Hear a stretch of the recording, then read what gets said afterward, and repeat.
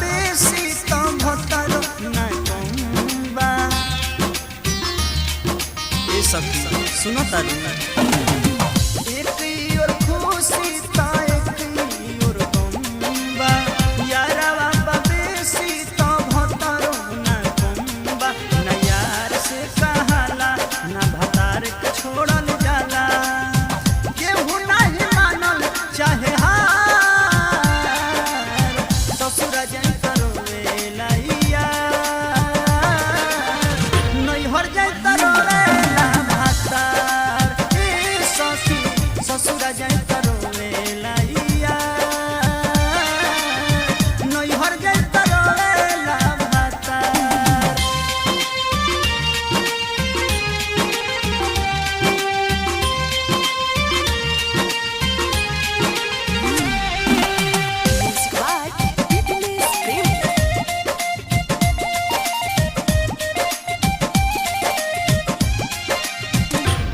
बचपन के प्यार पैसे बिसारी दूसरे जीवन भर संगे जीवन गुजारी।